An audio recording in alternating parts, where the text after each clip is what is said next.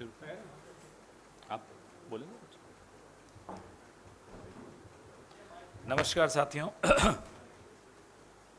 जो देश का आप माहौल देख रहे हैं, इस नई सेना भर्ती योजना को लेकर, कारण इस योजना को लाने का बताया जा रहा है कि आर्थिक कारण है।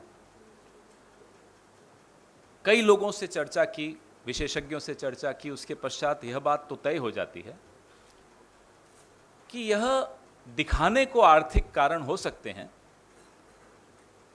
असल में जो नीयत है वो कुछ और है। क्या है वो नीयत? कि आप संघ की मानसिकता को सेना में घुसाना चाहते। You want to infiltrate the RSS into our forces. क्या कारण है कि 4 में से 1 को आप रखेंगे और 3 को आप चलता करेंगे? कोई कारण होगा, नंबर 1। नंबर 2, आप समाज का सैन्यकरण कर रहे हैं। यह बहुत चिंता का विषय है। आप आए दिन देखते हैं, अमेरिका से खबरें आती हैं, स्कूल में गोलियां चल गई, मॉल में गोलियां चल गई। आप हर 4 में से 3 नौजवान, प्रशिक्षित नौजवान समाज में छोड़ देंगे। समाज की क्या स्थिति होगी? आप क्या चाहते हैं? हमारे नौजवान गैंग्स चलाएं? क्या चाहते हैं? आपकी नीयत क्या है? सोचा क्यों नहीं आपने? साथियों, जो डीमोनेटाइजेशन ने अर्थव्यवस्था का हश्र किया, यह डीमैनिटाइजेशन वही हश्र फोर्सेस का करेगी, सुरक्षा का करेगी। What the demonetization did to the economy, this demonetization will do to our security forces. 55,000 सैनिक हमारे हर साल सेवानिवृत्त हो जाते हैं। बहुत अच्छी तरह प्रशिक्षित होते हैं, काबिल होते हैं। अभी उनका काफी वक्त बचा होता है जिसमें वो कुछ योगदान दे सकें। आप रीसेटलमेंट डायरेक्टरेट का आंकड़ा उठाकर देखिए, मात्र 2 से 3% को फिर से नौकरी मिल पाती है, बाकी बेरोजगार होते हैं। तो आप जो आज 55,000 प्रतिवर्ष रिटायर्ड सैनिकों को रोजगार नहीं दे पा रहे हो, ये क्यों वादे करते चले जा रहे हो आप कि ये भी दे देंगे उनको, उसके बाद ये भी दे देंगे उनको? आपका पुराना ट्रैक रिकॉर्ड तो देखिए, आप नहीं दे पा रहे। आप जिस तरह से योजनाएं लाते हैं, नोटबंदी में 50 दिन में 60 बार आपने परिवर्तन किया नीति में। 50 दिन में 60 बार। जीएसटी आप ले आए बिना सोचे समझे। 10 महीने में 376 changes in GST in 10 months. यह बताता है आपको कि बिना सोचे समझे मोदी सरकार किस तरह से नीतियां लाती है और सबके साथ खिलवाड़ करती है। जो काले कानून लाए थे, वो 1 साल तक आप जिद पे अड़े रहे, फिर आपको पीछे हटना पड़ा। सीएए 2.5 साल पहले आप लाए, आज तक आप नियम नहीं बना पा रहे हो, क्योंकि आपने बिना सोचे समझे एक दिन सुबह उठे और थोप दी एक नीति। अब ये जो अग्निपथ नाम की स्कीम है, पिछले 3 दिनों में 3 अलग अलग परिवर्तन आ चुके हैं। अभी 3 ही दिन हुए हैं। तो आप सबके माध्यम से हम फिर से गुजारिश करेंगे नरेंद्र मोदी जी से कि पहली बात, बिना सोचे समझे नीतियां थोप कर लोगों की जिंदगी के साथ, देश की सुरक्षा के साथ खिलवाड़ करना बंद कीजिए। दूसरी बात, जैसा कि मेरे साथी ने कल भी बताया, इस योजना को तुरंत वापस लीजिए। अब मेरे वरिष्ठ सहयोगी सांसद प्रमोद तिवारी जी से मैं आग्रह करूंगा कि वो अपनी बात रखें। धन्यवाद पवन भाई।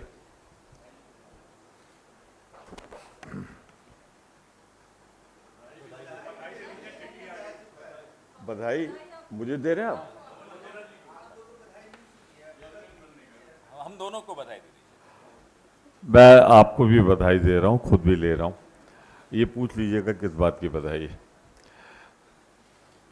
मुझे याद आता है हरियाणा में लोकसभा के चुनाव के पहले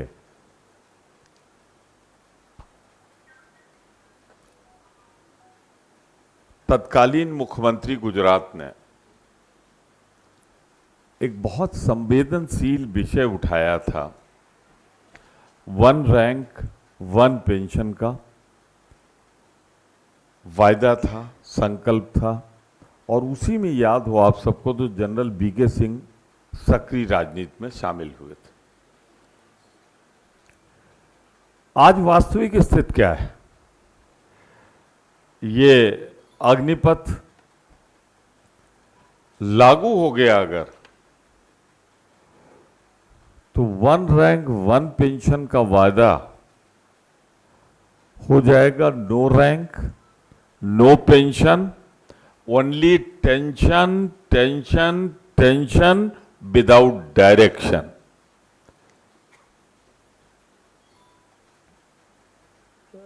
मैं कोई अपने ऊपर न ले, मैं तो अपने ऊपर ले रहा हूं।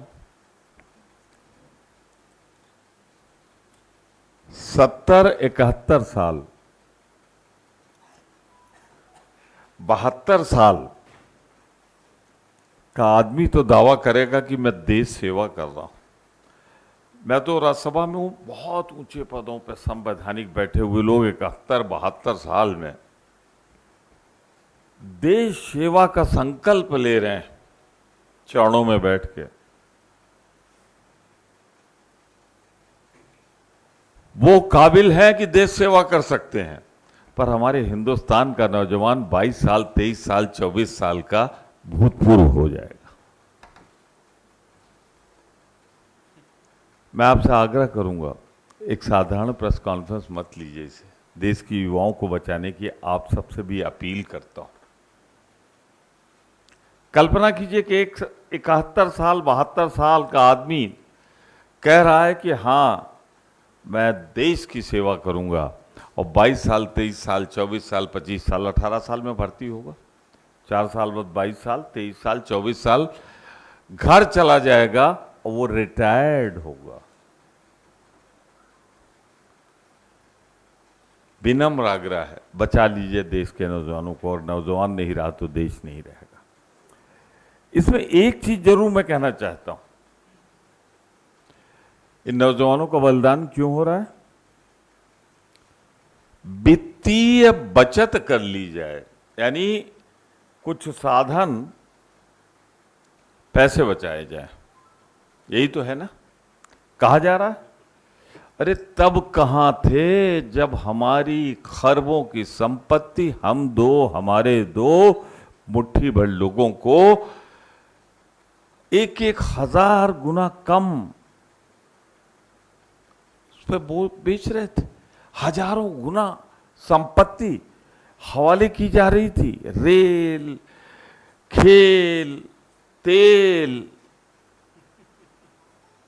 जो दिख गया सामने ले जाओ। उस समय वित्तीय साधन नहीं बचाने के, पैसे बचाने की नहीं थी। इसलिए नहीं थी कि यहां रहता तो देश के लिए रहता, जिनको दे रहे थे वहां तो अपना रहता ना। इसलिए अपनों को मजबूत करने के लिए देश लुटाया गया। तो क्या वित्तीय बचत के लिए हम नौजवानों को शहीद कर देंगे? इसीलिए आजादी की लड़ाई लड़ी थी कांग्रेस ने, इसीलिए हमें दर्द है। पर आजादी की लड़ाई जिन्होंने नहीं लड़ी, जिन्होंने उस समय, मैं उनकी बात नहीं करता, उनके पूर्वज या उनके जुड़े हुए संगठन बहुत से विश्व युद्ध में अंग्रेजों के साथ हाथ मिलाकर लड़ने की बात कर रहे थे, वो आज इस देश के नौजवान को बेरोजगार 22, 23, 24 साल में बना दे रहे हैं। कल्पना करिएगा, 23 साल 24 साल 25 साल में बहुत से लोगों की शादी होती है देहात में, हम लोगों के यहाँ। मैं तो उत्तर प्रदेश का खास तौर से ये मसला रख रहा हूँ, राजस्थान का प्रतिनिधित्व करता हूं, उत्तर प्रदेश से हूं। मैं इसलिए रख रहा हूं कि वहां सड़कों पर युवा निकल पड़ा है, उसे नहीं मालूम कि उसका भविष्य क्या है, और उसका माँ बाप बेबस होकर देख रहा है कि जा रहा है मेरा बच्चा, और उस पर उत्तर प्रदेश में बर्बर लाठी चार्ज हो रहा है। अरे वो क्या मांग रहा है? संविधान प्रदत्त अधिकार, प्रधानमंत्री का वो बयान 2 करोड़ लोगों को रोजगार देंगे हर साल, 16 करोड़ को मिल जाना चाहिए था, वही तो मांग रहा है। उसे लाठियां मिलनी चाहिए।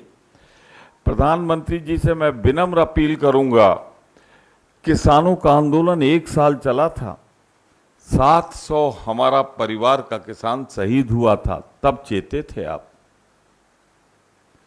अब कितने नौजवानों के बलिदान के बाद आप इसे वापस लेंगे?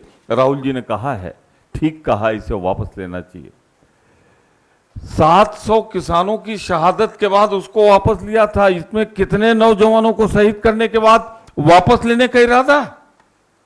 साफ करना पड़ेगा प्रधानमंत्री जी, तत्काल आज ही इसे वापस लीजिए। और एक बात मैं कह के हमारे काबिल साथी युवा क्रांति के जनक हैं, उनके हवाले करूंगा मैं। मुझे एक चीज बता दीजिए, अगर ये सोच समझकर सरकार बनाती तो जिसके लिए बनाती उससे बातचीत करके बनाती। अभी तो बच्चा पैदा नहीं हुआ, सर्जरी शुरू हो गई उसकी, पहले 21 साल अब 23 साल। पहले कहां थे अमित शाह जी? पहले क्यों नहीं कहा आपने कि हम 10% अपने यहां लेंगे? पर यह बोलने के पहले पैरामिलिट्री फोर्सेज में कहा है ना कि 10% लेंगे। जरा सा आप रिकॉर्ड तो निकलवा के देख लीजिए, 600 का कोटा था, आर्मी का कोटा कोई पहली बार नहीं होगा एक्स आर्मी मैन का, और 6 लोग भी भर्ती नहीं हुए हैं। तो मैं एक बात कह के अपनी बात समाप्त करूंगा। चिंतित हूं मैं उत्तर प्रदेश के नौजवानों के भविष्य को लेकर, उत्तर प्रदेश को लेकर। अगर ये सोच समझ कर लाया गया होता तो क्या 4 दिन के अंदर इतने परिवर्तन करने पड़ते? ये तो युवा सड़क पर आ गया, लगा गलती हो गई तो रफू करो, रफू करो। राजस्थान का युवा सड़कों पे आ गया तो रफू करो। ये दर्शाता है कि पहले की तरह, जो बात कह चुके हैं हमारे साथी, अमेरिका की तर्ज पर ले जाने को देश का इरादा था, अब इजराइल की तर्ज पर ले जाने का देश को इरादा है। नौजवानों के भविष्य को हम चौपट नहीं होने देंगे, बर्बाद नहीं होने देंगे, क्योंकि अगर नौजवान बर्बाद हो गया तो देश बर्बाद हो जाएगा। मैं ये जरूर कहना चाहता हूं कि ये दर्शाता है कि बिना सोचे समझे किसी दबाव में अपने मालिकों को खुश करने के लिए सरकार लाई है। जैसे बेरोजगार नौजवान सड़क पर दर दर भटकेगा तो छोटे वेतन पे आ जाएगा, कम वेतन पे आ जाएगा, तो जो खरीद के ले गए हैं उनके चलाने के लिए उनकी भी तो मदद हो जाएगी वित्तीय। बस सिर्फ आप सबसे विनम्र अपील करते हुए इस देश को बचा लीजिए, पत्रकारिता से, पत्रकारों से, नौजवान को बचा लीजिए और इस पर जमकर खड़े हो जाइए। देश कमजोर हो गया, नौजवान नहीं रहा तो फिर देश भी नहीं मजबूत है।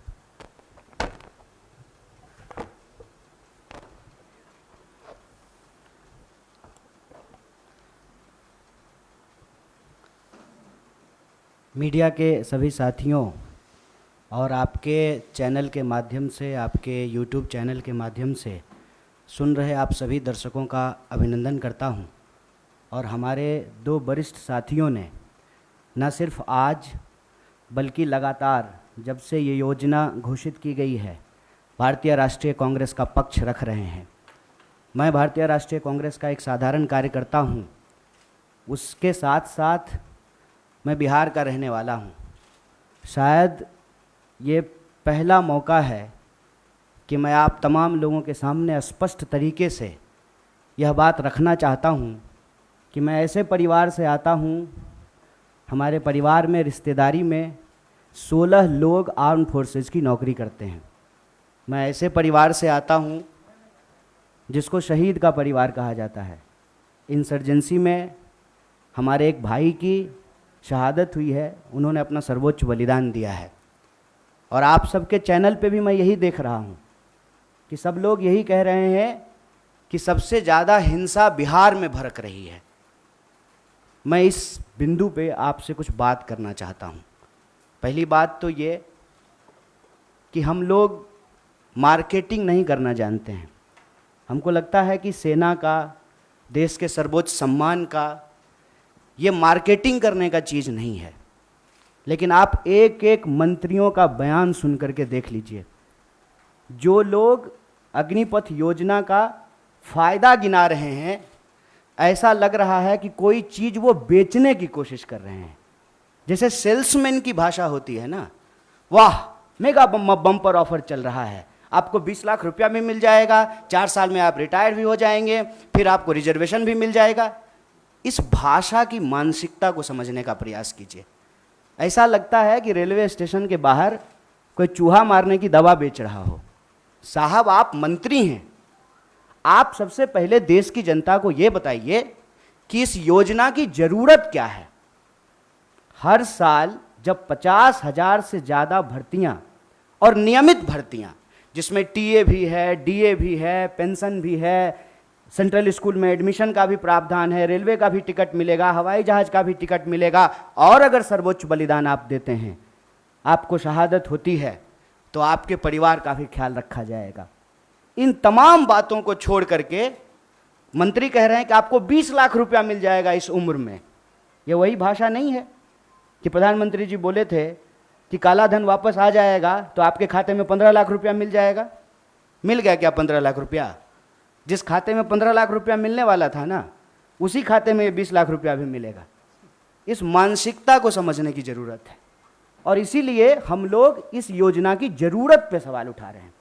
जब देश में एक नियमित भर्ती प्रक्रिया है, 2014 में देश बना है, उससे पहले क्या आर्मी में लोग बहाल नहीं होते थे? क्या हमारे पास जो एक प्रक्रिया नहीं थी, उस प्रक्रिया को खत्म करने का कारण क्या है? तब सरकार के कुछ दावे बताए जा रहे हैं। दावा क्या है?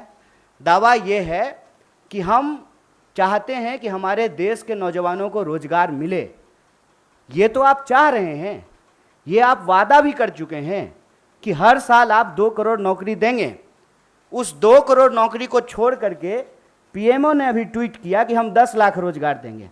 साहब, अगर आप रोजगार देने के लिए सीरियस होते, 28 लाख पोस्ट जो हैं वो सिर्फ सेंट्रल गवर्नमेंट में रिक्त पड़ा हुआ है, और आप स्टेट गवर्नमेंट में जाकर के देख लीजिए, भर्तियां नहीं की जा रही है। हकीकत क्या है? हकीकत यह है कि ये असली बात देश की जनता से छुपाना चाहते हैं। असली बात क्या है? आप सब लोगों को याद है कि जब नोटबंदी की गई तो यह दावा किया गया कि इसके बाद नक्सलवाद समाप्त हो जाएगा, आतंकवाद समाप्त हो जाएगा। कल ही जो है एक सब इंस्पेक्टर की फिर से टारगेटिंग किलिंग की गई है। नक्सलवाद की घटनाएं हो रही हैं, आतंकवादी घटनाएं लगातार हो रही हैं। अगर नोटबंदी करने के बाद आतंकवाद समाप्त हो जाता तो पुलवामा की घटना कौन करके गया है? कैसे पुलवामा की घटना हुई है? तो ये दावा करते हैं। जब उस दावे का आप पड़ताल करेंगे तो आपके ऊपर ही आरोप लगाना शुरू कर देंगे। एक व्हाट्सएप मैसेज घूम रहा है जिसमें कहा जा रहा है कि जिस भी योजना का कांग्रेस विरोध कर रही हो, ऐसा आप मान लीजिए कि वो योजना सही है। कांग्रेस के विरोध करने से आप चलते हैं? आप सत्ता में बैठे हुए मोदी जी, आपके ऊपर देश की जनता ने भरोसा किया है। विपक्ष के भड़काने से लोग भड़क जाते, विपक्ष की कही हुई बात लोग मान लेते, तो प्रधानमंत्री मोदी जी होते। इस देश के लोगों ने मोदी जी के ऊपर भरोसा किया, और मैं याद दिलाना चाहता हूं कि ये वही नौजवान हैं। ये उस वक्त हिंसा नहीं किए जब इनके माँ बाप हजारों किलोमीटर पैदल चल करके अपने घर गए। ये वही नौजवान हैं, ये तब भी हिंसा नहीं किए जब उनके परिवार को ऑक्सीजन नहीं मिल रहा था और वो तरप तरप करके जान दे रहे थे। ये तब भी हिंसा नहीं किए जब आपने हर साल 2 करोड़ नौकरी नहीं दी। मैं देश की सरकार से, भारतीय राष्ट्रीय कांग्रेस की तरफ से यह अपील करना चाहता हूं कि ये कोना कोना कौन कोना सोतली पुतो कोना खेलना बंद कीजिए। आप हकीकत में बताइए कि रियलिटी क्या है। क्या आपने विपक्ष को पूछा? आपने विपक्ष को पूछा कि हम कोई योजना ला रहे हैं? आपने कोई पार्लियामेंट्री कमेटी की मीटिंग की? या आपने नौजवानों को पूछा कि हम आपका भलाई करना चाहते हैं किसानों की तरह, और नौजवान कहते हैं कि हमको ये भलाई नहीं चाहिए? इस मनोदशा को समझिए साहब। हम ऐसे गांव से आते हैं, ऐसे इलाके से आते हैं, कोई ऐसा साल नहीं गुजरता है साहब कि हमारे इलाके में कोई शहादत ना हुई हो। हमारे इलाके में लोगों के पास महज नौकरी नहीं है सेना, हम जानते हैं इस बात को। जब किसी परिवार में किसी बच्चे को सेना की नौकरी मिलती है, पूरे इलाके में उनका सम्मान होता है। और दुख के साथ साथ जब एक पार्थिव शरीर गांव आता है, आंखों में आंसू होने के बावजूद उस इलाके का सीना गर्व से चौड़ा हो जाता है कि हमारे बच्चे ने जो है देश के लिए सर्वोच्च सम्मान दिया है। सेना का सवाल देश की सुरक्षा का सवाल है, आप इसको मजाक मत बनाइए।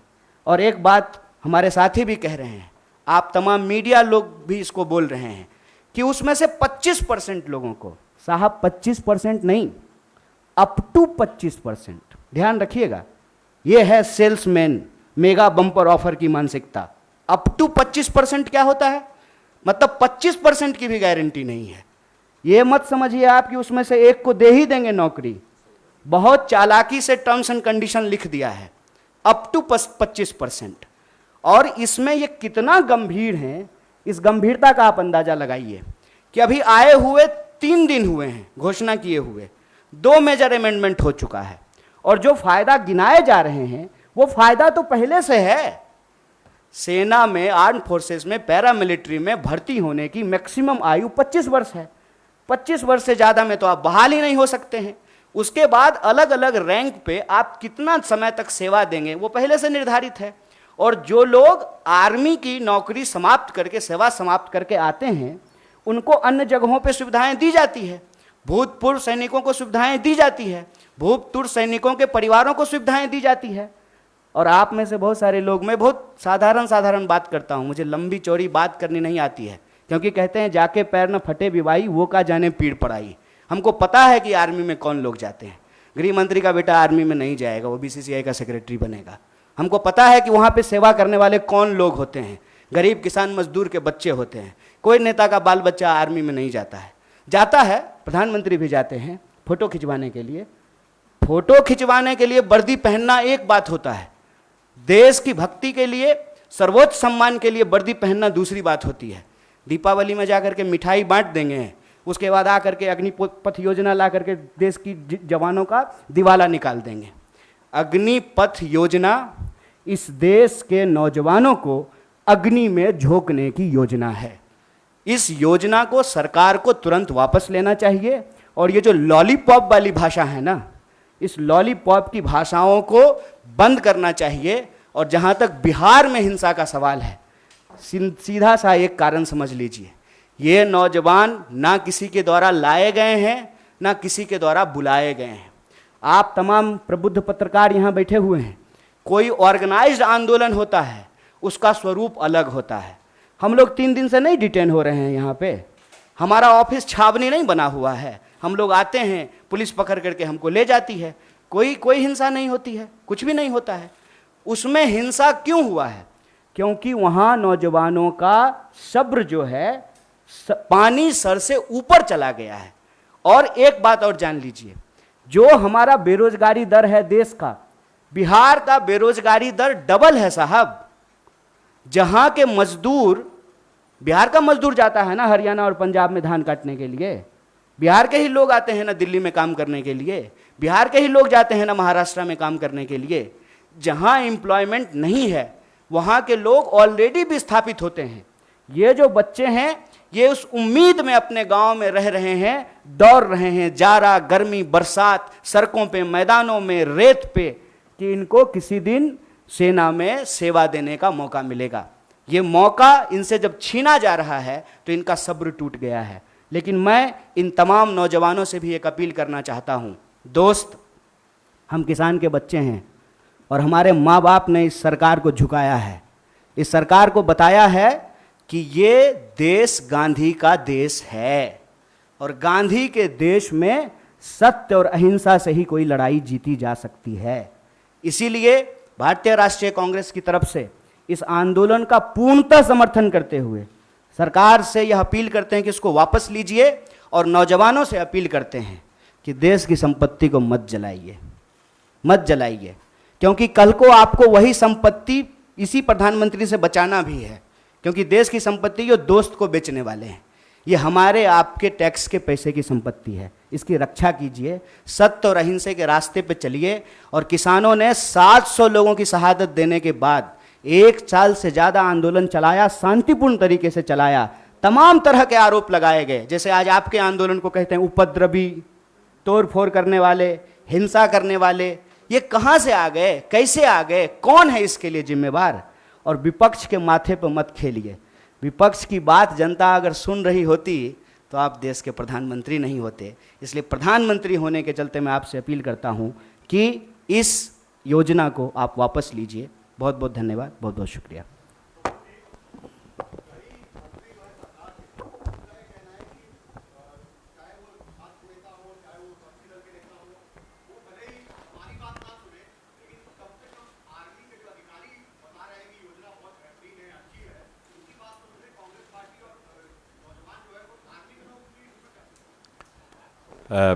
जो विक्रांत जी ने सवाल पूछा है उस पर मैं बहुत ही विनम्रता पूर्वक एक ही बात कहना चाहता हूं। भारत सरकार के गृह मंत्री ने कहा है कि हम अप टू 25% जैसा हमारे साथी ने कहा है नौकरी देंगे। मैं जानना चाहता हूं जहां जहां आर्मी के एक्स आर्मी का रिजर्वेशन था आज तक वो तो भरा नहीं गया, तो कैसे हम आपकी इस बात पर विश्वास कर लें? 2-8-16 करोड़ तो हो ही गया लोगों को रोजगार मिलना। सच्चाई ये है कि 47 साल की सबसे बड़ी बेरोजगारी मोदी सरकार की देन है, ये तथ्य आपके बीच में है। आज सबसे बड़ी अगर बेरोजगारी है तो जिन्होंने दिया है उनकी इस बात पे मैं आर्मी ऑफिसर्स को किसी भी हालत में हम सम्मान करते हैं देश की सेना का, उनके बयान पर नहीं जाना चाहते और ना उनके बारे में कोई कमेंट करेंगे। वो हमारे सेना के प्रमुख लोग हैं, हम उनका सम्मान करते हैं।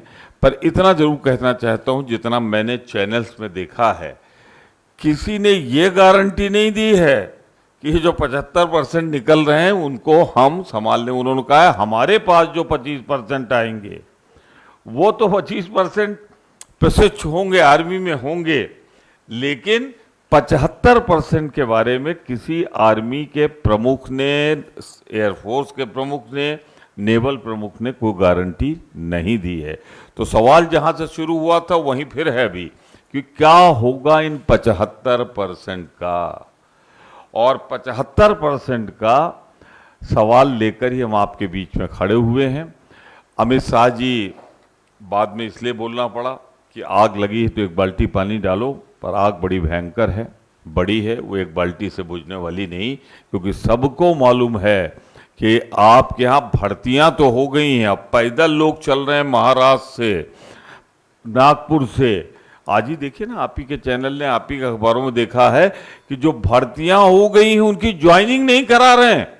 तो भर्तियों की अगर ज्वाइनिंग न कराने के लिए नागपुर से पैदल यात्रा दिल्ली हो रही हो तो उनके उस बात पे कैसे हम विश्वास कर लें कि आगे हम 10% आरक्षण देंगे?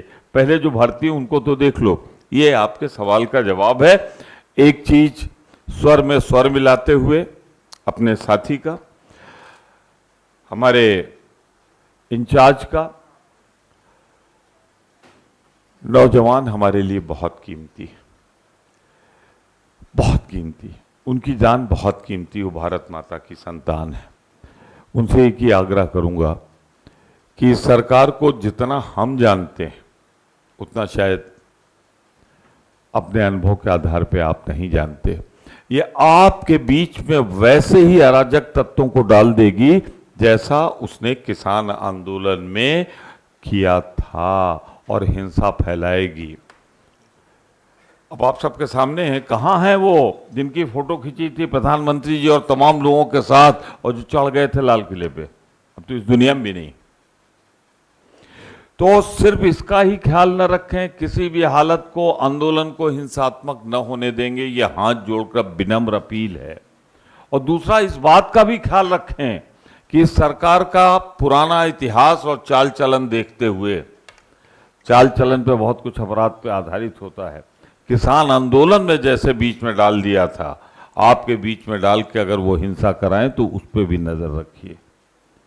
तो मैं हिंसा ना हो, इस पर अपील करता हूं। और अमित शाह जी से एक ही आग्रह करूंगा, 10% वाला लॉलीपॉप बाद में दिखाना, पहले जो ट्रेनिंग लेके नागपुर से आ रहे हैं उनको बीच रास्ते से लौटा के उनकी ज्वाइनिंग करा दो। सर, आपके सांसद मनीष तिवारी इस सरकार की इस योजना के पक्ष में बयान दे रहे हैं, इस पर क्या कहेंगे? क्या आप लोग अपनी बात अपने सांसद को ही नहीं समझा पा रहे? कांग्रेस पार्टी का जो रुख है, स्टैंड है, हमारे राष्ट्रीय अध्यक्ष का, हमारे पूर्व राष्ट्रीय अध्यक्ष का, हम सबका, वो मैंने आपके सामने प्रस्तुत किया। सारे बयान मैं देख लूं, ऐसा मेरे जैसे साधारण बुद्धि के आदमी के लिए जरूरी नहीं।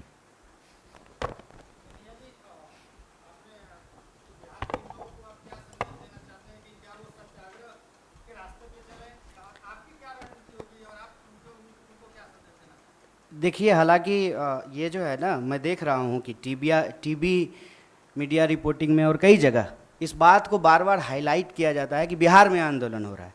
एक्चुअली एक डिजाइन है। किसान आंदोलन के दौरान भी आपने देखा होगा कि नहीं नहीं, कुछ मुट्ठी भर किसान हैं वो हरियाणा और पंजाब के। अगर मुट्ठी भर थे तो वापस क्यों लिया? और अगर सिर्फ बिहार का मसला है तो नागपुर से लोग जो है पैदल क्यों आ रहे हैं दिल्ली की तरफ? तेलंगाना में घटना हुई, झारखंड में हुआ, राजस्थान में हुआ। तो ये एक देशव्यापी सवाल है। ऐसा नहीं है कि किसी एक राज्य से ही लोग सेना में भर्ती होते हैं, हर राज्य से होते हैं। बिहार का जहाँ तक मसला है, मैंने आपको कहा कि राष्ट्रीय बेरोजगारी दर से बिहार की बेरोजगारी दर दोगुनी है, और वहाँ पे काम के लिए विस्थापन करना, दूसरे राज्यों में काम करना, ये दशकों से ये समस्या चली आ रही है। मैं मौजूदा सरकार को जिम्मेवार नहीं ठहरा रहा।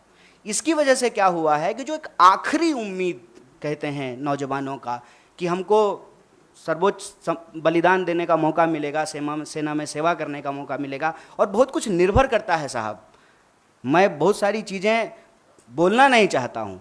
नहीं होगा ना आर्मी में भर्ती तो ब्याह नहीं होता है, आप जान लीजिए ये बात। और 4 साल में रिटायर होकर के आ जाएगा तो कौन ब्याह करेगा जी? ये बहुत बुनियादी सवाल है, समझिए इस बात को। एक लड़का सिर्फ नहीं जाता है आर्मी का नौकरी करने के लिए, पूरा का पूरा परिवार, पूरा का पूरा गांव उससे सम्मानित होता है। अगर ऐसा नहीं होता तो क्यों शहीदों का जो है गेट बनाया जाता है? ये हमारा एक व्यक्तिगत पेन है साहब, इसीलिए हम लोगों को दुख हो रहा है। और ऐसा नहीं है कि हम इस सवाल पे निकले हैं। अभी रेल मंत्री अपील कर रहे हैं। ये रेल मंत्री तब कहाँ थे जब रेलवे की भर्ती में गड़बड़ी आई थी? याद कीजिए, तब भी बवाल हुआ था। तब रेल मंत्री आकर के बोले, फिर उस योजना को वापस लिए।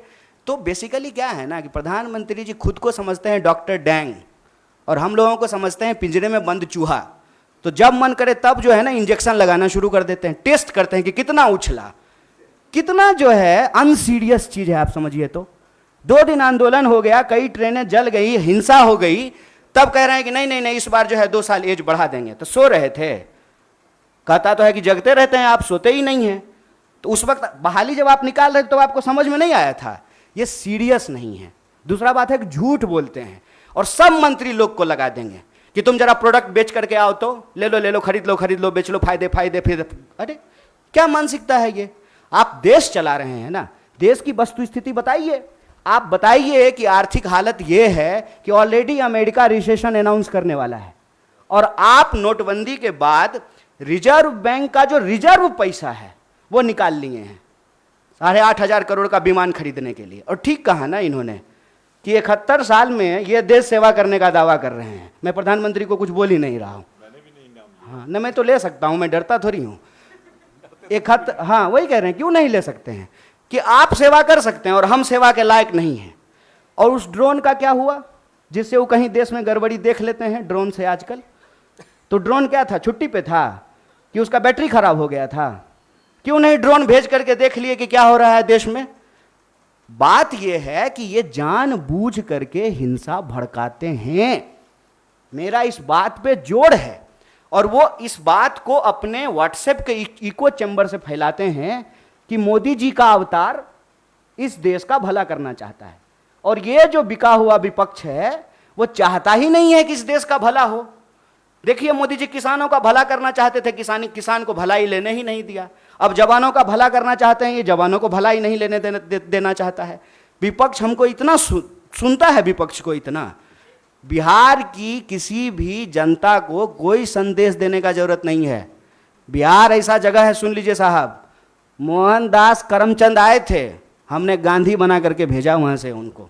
सिद्धार्थ आए थे, हमने बुद्ध बना करके भेजा उनको। हमारा काम नहीं है हिंसा करना। अगर हिंसा हो रही है इसके लिए सरकार जिम्मेवार है, और ये अग्निपथ योजना देश के युवाओं को अग्नि में झोंकने की योजना है। तो मैं बिहार के नौजवानों से यही कहूंगा, रे भाई इतना रिस्क लिए हो तुमको पता है। और आपको एक बात और मैं बताऊं, आप लोग इसको नोट कीजिएगा, जो लोग आर्मी का तैयारी करता है ना, वो डर से जुलूस प्रदर्शन में नहीं जाता है कि पुलिस केस हो जाएगा तो हमेशा के लिए नौकरी नहीं ले पाएंगे। तो ये वो नौजवान हैं जिनको ऑलरेडी ये लग चुका है कि हमको नौकरी ये सरकार अब नहीं देगी, अब बहुत कुछ हो गया। तो मैं उनको कहता हूं कि चलिए नौकरी के लिए आप संघर्ष कीजिए, लेकिन जहां आप नौकरी करेंगे वो तो वही रेलवे है, वही सरकारी संपत्ति है, उसको कोई नुकसान मत पहुंचाइए। और सत्याग्रह के रास्ते पे चल कर के ही, सत्य और अहिंसा के रास्ते पे चल कर के ही कोई आंदोलन जीता जा सकता है।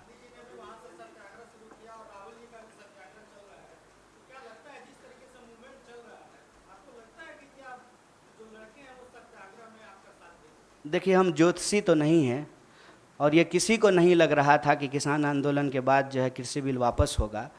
एक बात बस हम जानते हैं, लगता नहीं है, बिन लड़े कुछ भी नहीं मिलता यहाँ, ये जानकर लड़ना पड़ता है न्याय और हक के लिए। और नौजवानों की इस लड़ाई में भारतीय राष्ट्रीय कांग्रेस पूरी तरह से उनके साथ है।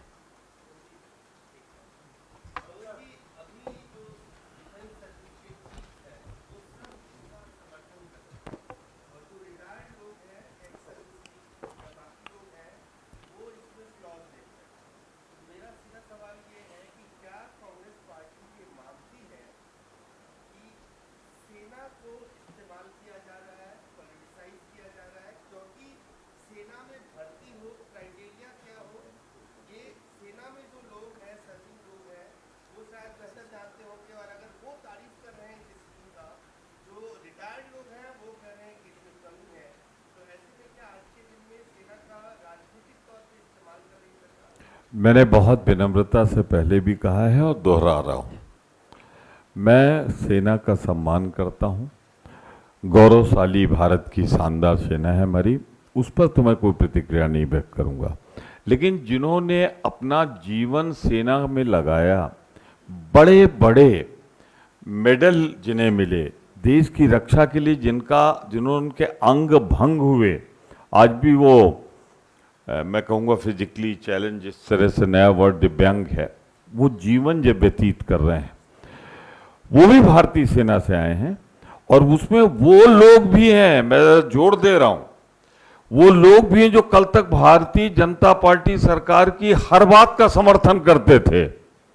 एक लेफ्टिनेंट जनरल साहब हैं, उनको भी आप जानते हैं, वो तक विरोध कर रहे हैं।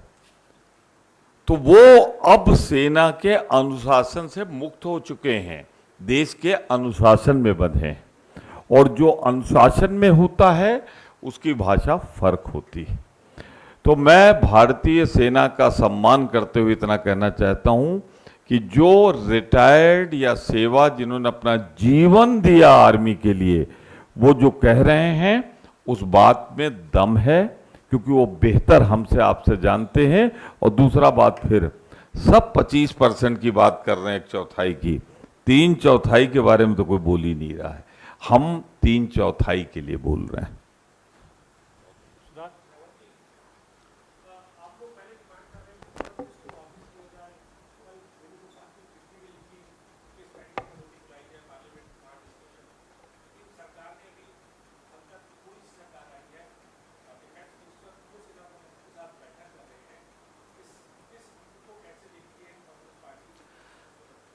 कोई भी नीति लाने से पहले इस देश में एक प्रक्रिया है। किसी प्रक्रिया को आप का अनुसरण नहीं करते और उसको थोप देते हैं, तो विपक्ष की एक जिम्मेदारी है कि आपको स्मरण दिलाएं, याद दिलाएं कि साहब ये प्रक्रिया है, क्या आपने इस प्रक्रिया का अनुसरण किया है। पहले आप प्रक्रिया का अनुसरण कीजिए, लोगों से चर्चा कीजिए, इतना बड़ा लोकतंत्र है, इतना बड़ा देश है, बिना आप एक राय बनाए इतना महत्वपूर्ण निर्णय कैसे ले लेते हैं? तो आप बैठकें कर रहे हैं, काश ये बैठकें और लोगों से भी कर ली जाती है घोषणा करने से पहले। क्यों नहीं कमेटी को दिया? ये सब करना ही पड़ेगा इनको। अब पहले कर देते तो ये सब नहीं होता नुकसान, जो लोगों को जान माल का नुकसान हो रहा है। आप कुछ कहना चाह रहे थे? नहीं, धन्यवाद।